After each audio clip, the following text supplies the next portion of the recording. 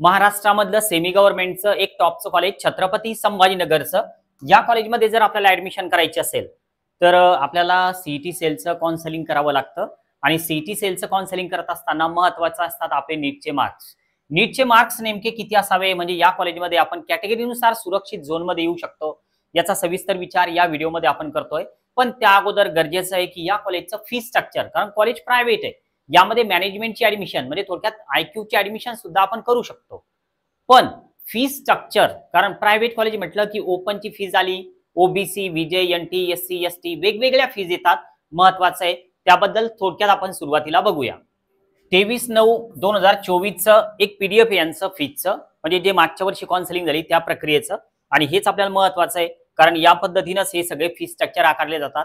बघूया सुरुवातीला. तर यांनी काय केलेलं आहे की टोटल इंटेक नेमकं किती आहे कॉलेजचं, तर ते दिलेलं आहे 100चं इंटेक आहे, हे आपल्याला दिसतं इकडं. आता यामध्ये जे पण समजा वेगवेगळ्या प्रकारचे कोटाज असतात, जसं की समजा ऑल इंडिया कोटा आहे, त्यानंतर स्टेट कोटा आहे आणि आपला जो मॅनेजमेंट कोटा आपण म्हणतो, तर त्यानुसार या ज्या सीट्स आहेत कॉलेजमध्ये तर त्या कशा डिवाइड होतात, 100चं जे डिस्ट्रीब्युशन आहे वेगवेगळं, तर हे सुद्धा याच पीडीएफ मध्ये आपल्याला दिलेलं दिसतं. आणि कॉलेज खूप चांगलं आहे, फी स्ट्रक्चर सुद्धा असं काही जास्त जात नाही. बघूया सविस्तर. बघा आता जर आपण ट्युशन फीचा विचार केला 2024-25 या बॅचचा, यामध्ये थोडाफार चेंज होऊ शकतो यावर्षी, पण जास्त चेंजेस होत नसतात. बघा आता आपण जर समजा मेरिटनुसार जर सीट मिळवली आणि आपण सपोज आपण ओपन मध्ये आहोत, तर ओपनला ट्युशन फी 1,88,000 पडते आणि डेव्हलपमेंट फी 23,500 रुपये पडते.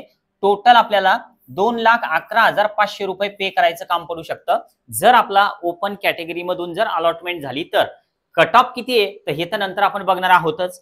यानंतर जर समजा आपण ओबीसी मध्ये आहोत किंवा एसईबीसी मध्ये आहोत, मागच्या वर्षी नवीन आलेली कॅटेगरी, तर आपल्याला जवळपास टोटल 1,17,500 रुपयांचा डीडी काढायचं काम पडू शकतं. म्हणजे थोडक्यात जवळपास ही रक्कम अर्धी होते ओपनच्या फीच्या. आता हेच जर आपण इतर कॅटेगरीचा जर विचार केला, जसं की समजा आपण ईडब्ल्यूएस मध्ये आहोत किंवा मग ओपन मधून ईबीसी मध्ये सवलत घेऊ शकतो आपण, तर अशा वेळेस आपल्याला 1,05,750 रुपयांचा डीडी काढायचं काम पडू शकतं. या व्यतिरिक्त हॉस्टेल, मेस वगैरे खर्च वेगळा लागतो. समोर आपण बघूया की नेमकं अजून काय काय यामध्ये दिलेलं आहे. बघा आता समजा आपण एसबीसी मध्ये आहोत, विजय एनटी मध्ये आहोत, एनटीच्या वेगवेगळ्या ज्या आपण एनटीडी आहे, एनटीसी आहे, तर त्यापैकी एखाद्यामध्ये आहोत, तर इकडे ट्युशन फी नील केलेली आहे, निरांक आहे, आणि यामध्ये फक्त डेव्हलपमेंट फी हे लोक घेतात की ज्यामध्ये 23,500 रुपयांचा डीडी या कॅटेगरीज वाल्यांना काढावा लागतो. सर्वात महत्वाचं आहे की जसं आपण मागच्या व्हिडिओमध्ये बघितलं, कारण आपल्या चॅनलवर आपण काय करतोय की एक प्लेलिस्ट बनवतोय एमबीबीएस चे कट ऑफ, बीडीएस चे कट ऑफ, बीएमएस चे, बीएचएमएस चे, तर हे सगळे कट ऑफ आपण यानंतर अपलोड करूया. प्लेलिस्ट नक्की चेक करा म्हणजे तुम्हाला ती माहिती होईल. मागच्या व्हिडिओमध्ये मी तुम्हाला सांगितलं होतं की एक कॉलेज की जे पुण्याचं होतं की ज्यामध्ये एससी एसटी टोटल फी नीलच दिलेली होती, या कॉलेजमध्ये सुद्धा नील केलेलं आहे. बघा एकही या ठिकाणी डीडी काढायचं काम दिलेलं नाही, पण डीडी काढावा लागतो कारण ऍडमिशन प्रोसेस असते. नेमका डीडी किती रकमेचा आणायचा काय, तर हे वेळेवर कॉलेजला कॉल करून विचारावं लागतं. आता हे तर इकडे नील दिलेलं आहे, पण यांना जास्त फी भरायचं काम नसतं. आपण जर एससी मध्ये असाल किंवा एसटी मध्ये असाल तर नक्कीच फायदा होऊ शकतो. आता बघा हॉस्टेल बद्दल दिलेलं आहे की नेमकं बॉईजला नेमके किती या ठिकाणी हे दिलेलं आहे. बघा इकडं हे सगळं दिलेलं आहे की डीडी नेमका कोणत्या नावानं काढायचा काय, तर हे 30,000 रुपये जे हॉस्टेलचे हे विदाऊट मेस आहे, तर हे लक्षात घ्या. त्यानंतर जर गर्ल्स कॅन्डिडेट असतील तर 63,000 रुपये हॉस्टेल पडतं आणि यामध्ये विथ मेस पडतं. 63,000 रुपये हॉस्टेल विथ मेस. ओके, तर हे दोन डीडी जे मुलांचे वेगळे मुलींचे वेगळे. आणि सोबतच आता मागच्या वर्षी जो मुलींच्या फ्री एज्युकेशनचा GR आला, तर त्याचा फायदा या कॉलेजमध्ये सुद्धा होऊ शकतो, पण हे पीडीएफ मध्ये दिलेलं नाही. ज्यावेळेस आपल्याला अलॉटमेंट होईल तर त्यावेळेस नक्कीच कॉलेजवाले तुम्हाला सांगतील की जर तुम्ही फ्री एज्युकेशन मध्ये असाल तर तो जो डीडी आहे तर तो डीडी तुम्हाला आणायचं काम पडणार नाही. ट्युशन फीचा, डेव्हलपमेंट फीचा ते कॉलेजवाले नंतर कॉलवर सांगू शकतात. यानंतर आपण आपल्या कॅटेगरीसाठी कट ऑफ नेमका किती येऊ शकतो अशा कॉलेजमध्ये, कारण टॉपचं कॉलेज आहे, तर ते बघूया. जिजाऊ अकॅडमीचं काउन्सिलिंग जॉईन करायचं असेल, लिमिटेड मेंबर आम्ही घेतो. 84 59 81 89 23 या नंबरवर कॉल करा किंवा व्हॉट्सअपला मेसेज करा. हा नंबर व्हॉट्सअपला नेहमीसाठी सुरू असतो, पण 11 ते 5 दरम्यान तुम्ही या नंबरवर कॉल सुद्धा करू शकता. जे मेंबर्स जॉईन झालेले तर त्यांना एक वेगळा युनिक नंबर दिला जातो की जो नेहमीसाठी त्यांच्या कॉन्टॅक्टमध्ये ते व्यक्ती राहतात. ते काउन्सिलर नेहमीसाठी त्यांना कॉल करतात आणि अपडेट देत राहतात, व्हॉट्सअपला सुद्धा अपडेट देतात. आता बघूया या कॉलेजचा कट ऑफ नेमका किती जातो. आपण जे कॉलेज विचारात घेतोय तर ते आहे छत्रपती शाहू, जे की संभाजीनगरचं कॉलेज आहे आणि याला शॉर्ट फॉर्म मध्ये आपण CSMSS असं म्हणतोय. तर त्यामुळं हे जे छत्रपती शाहू जे संभाजीनगरचं कॉलेज आहे याचा विचार आपल्याला दोन प्रकारे करायचा आहे. एक तर 2023 मध्ये काय झालेलं होतं आणि 24 मध्ये काय झालेलं होतं. आपण प्रत्येक व्हिडिओमध्ये असं कम्पेअर करतोय कारण 23 चा कट ऑफ वेगळा होता. बघा हा आहे all India rank. All India rank म्हणजे काय, तर आपल्या स्कोर कार्डवर आपला ऑल इंडिया रँक येतो. आपला विद्यार्थी पूर्ण भारतामधून किती नंबरला आहे तर हे यावरून समजतं. 2023 मध्ये 409 मार्काला ऍडमिशन झाली. ऑल इंडिया रँक होता 2,17,337. लक्षात घ्या कॉलेजचा कट ऑफ खूप हाय जातो. SC कॅटेगरी आहे. 2024 मध्ये 485 वर ऍडमिशन क्लोज झाली. डिफरन्स बघा खूप जास्त आहे. ऑल इंडिया रँक सुद्धा खूप जास्त फरक पडलेला आहे. ऑल इंडिया रँक खूप मॅटर करतो. यावर्षी तुमचा ऑल इंडिया रँक जर का साधारण 2 लाख 2.25 लाखापर्यंत जर का आला तर नक्कीच या कॉलेजमध्ये तुम्ही ऍडमिशन साठी थोडे सेफ झोन मध्ये येऊ शकता कारण या कॉलेजमध्ये ऍडमिशन खूप कॉम्पिटिशन असते. बघूया पुढची कॅटेगरी एसटी मध्ये नेमकं काय झालेलं होतं. 307 वर ऍडमिशन झाली. 4,03,106 एवढा ऑल इंडिया रँक होता 2023 चा. पण 24 मध्ये हेच मार्क्स 348 लागले. 307चे 348 झाले आणि 4,86,447 एवढा ऑल इंडिया रँक आहे. ऑल इंडिया रँक मध्ये सुद्धा फरक पडलेला दिसतो कारण मागच्या वर्षी ऑल इंडिया रँक हे खूप वाढलेले होते. महत्वाचं आहे की आपण जरी समजा कट ऑफचे हे जे व्हिडिओ बनवतोय तर हे यावर्षीचे म्हणजे थोडक्यात 23 चा आणि 24 चा कट ऑफ. पण जर समजा तुम्ही हा व्हिडिओ 26 मध्ये बघत असाल तर या व्हिडिओला कमेंट करून काही फायदा नाही. कारण काय तर हे व्हिडिओ जे आहे तर हे युट्यूब परत परत दाखवत असते. आता आमचे मागच्या वर्षीचे व्हिडिओ आहे त्या मागच्या वर्षीचे व्हिडिओ आहे तर त्या बऱ्याच व्हिडिओला विद्यार्थी कमेंट करतात की सर हा तर 22 चा कट ऑफ आहे. तो व्हिडिओ 2 इयर्स अगोचा आहे तर त्यामुळे तो तुमच्या समोर आला.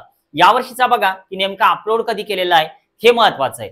बघा आता जर समजा आपण कॅटेगरी NTB चा विचार केला 399 ला 2023 मध्ये मार्क्स लागले 399 आणि 502 वर क्लोज झालं हे कॉलेज. 2024 मध्ये NTB चा कट ऑफ खूप हाय गेलेला आहे म्हणजे 500च्या वर मार्क्स लागले की जे गव्हर्नमेंट कॉलेजसाठी मुलं समजा ऍडमिशन घेऊ शकत होते तर अशा मुलांना इकडे ऍडमिशन आपली घेतलेली दिसते.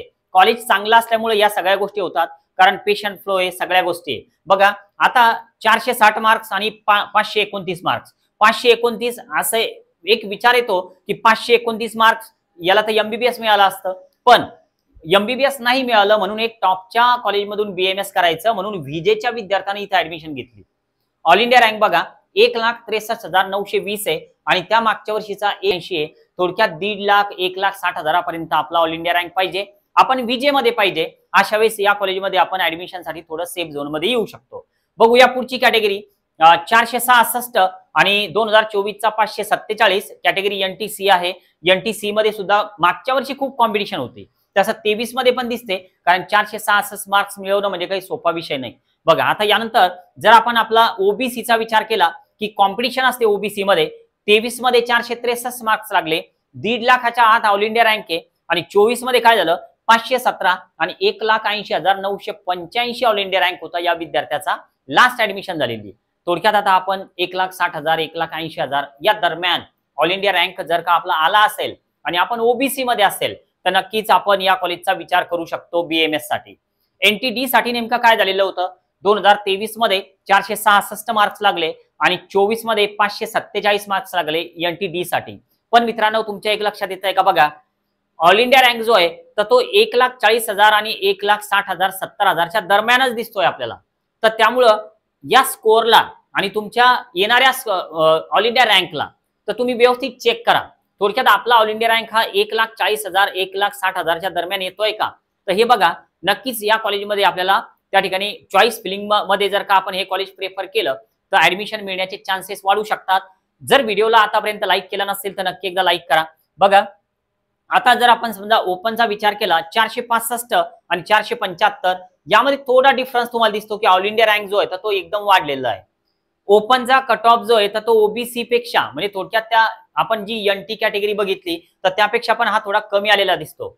होतं काय की एखाद्या वेळेस मुलं चॉईस फिलिंग करताना किंवा शेवटच्या राऊंड मध्ये एखाद्या वेळेस सीट वॅकंट राहते मुलं डिस्क्वालिफाईड झालेले असतात मग अशा वेळेस एखाद्याला चान्स मिळतो आणि ही ऍडमिशन होते. पण प्रत्येक वेळेस असं होत नाही.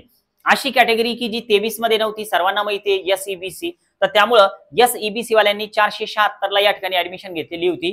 24 मध्ये 23 मध्ये ही कॅटेगरी नव्हती. नक्कीच तुम्ही व्हिडिओला आतापर्यंत लाईक केला असेल सबस्क्राईब करायला विसरू नका. आज आपण थांबूया. बाय.